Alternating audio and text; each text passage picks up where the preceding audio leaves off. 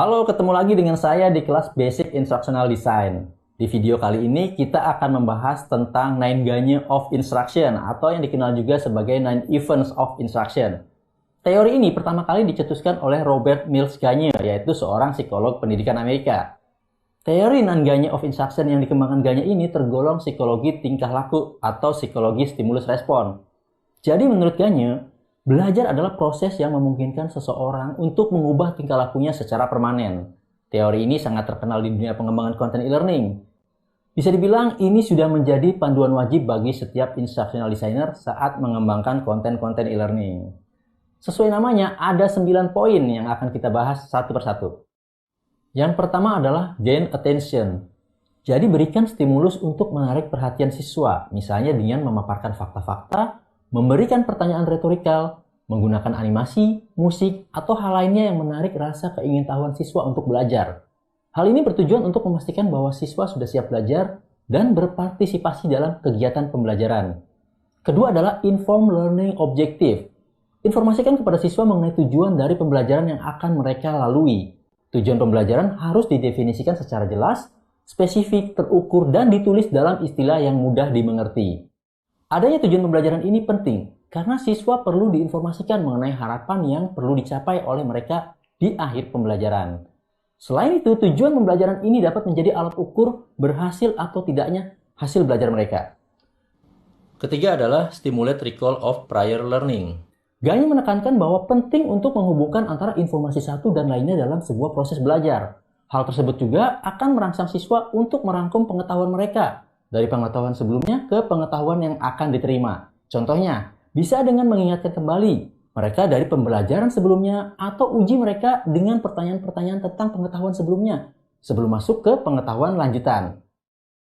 Keempat adalah present the content. Jadi langkah selanjutnya adalah menyajikan isi konten. Konten harus dibagi atau istilahnya dicang, diatur, dan ditampilkan secara berurutan. Apabila jenis kontennya adalah proses, maka tampilkanlah mulai dari urutan pertama hingga terakhir. Apabila kontennya konsep, maka tampilkan mulai dari yang paling umum hingga ke yang paling spesifik. Kelima adalah provide learning guidance. Jadi kalau kalian membuat konten digital atau konten e-learning, ada banyak strategi yang bisa digunakan untuk membantu siswa belajar seperti menampilkan grafis pendukung atau smart graphic, menggunakan contoh-contoh ilustrasi atau analogi, dan masih banyak lagi strategi lainnya yang bisa digunakan, tergantung materi apa yang akan ditampilkan. Nah, strategi-strategi itulah yang dimaksud dengan learning guidance dan ditampilkan selama pembelajaran. Keenam adalah elicit performance atau practice. Ingat, practice makes perfect. Jadi berikanlah kesempatan bagi siswa untuk berlatih dari pengetahuan yang baru didapatkan. Caranya bisa dengan bermacam-macam. Misalnya dengan kuis, pertanyaan, studi kasus yang harus dipecahkan, dan beberapa tes lainnya yang relevan untuk melatih pemahaman mereka. Ketujuh adalah provide feedback. Feedback atau umpan balik juga merupakan komponen penting dalam struktur belajar. Tapi kalian perlu tahu bahwa umpan balik yang diberikan harus bersifat konstruktif atau membangun. Jadi kalau jawaban siswa salah, isi feedbacknya memberikan motivasi kepada mereka. Kedelapan adalah assess performance. Jadi di akhir proses pembelajaran, siswa perlu untuk diuji. Ujian ini biasanya disebut sebagai assessment. Fungsinya adalah untuk mengukur apakah mereka berhasil memahami keseluruhan pembelajaran atau tidak. Kesembilan atau yang terakhir adalah enhance retention and transfer to the job.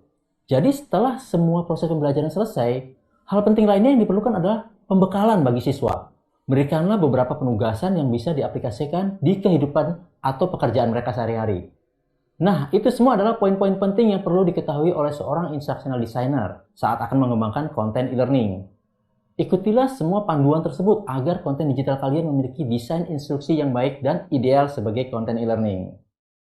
Sekian video pembahasan kita kali ini. Selanjutnya kita akan membahas teori lainnya yaitu Adult Learning Theory.